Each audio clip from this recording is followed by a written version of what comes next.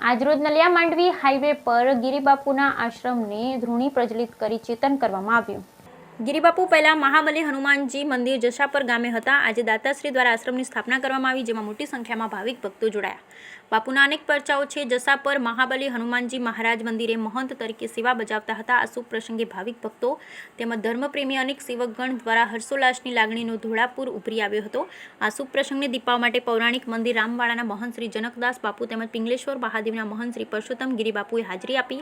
સમગ્ર કાર્યક્રમનું સંચાલન દાતાશ્રીઓ તેમજ સેવકગણ દ્વારા કરવામાં આવ્યું। બ્યુરો રિપોર્ટ रमेश भाई पानू। हमने यहाँ नलिया कच्छ में एक आश्रम का निर्माण किया है, जिसका नाम गिरिबापू आश्रम है। मूलतः हम राजस्थान से हैं।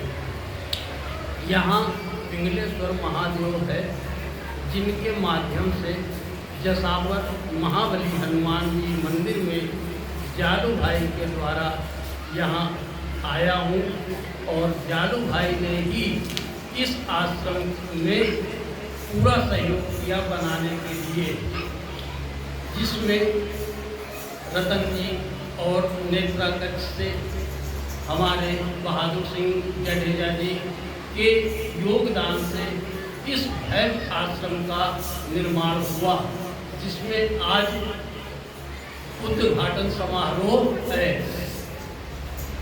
जिस उद्घाटन समारोह में उपस्थित क्षेत्रीय जनताओं का आशीर्वाद प्राप्त करते हुए इस आश्रम को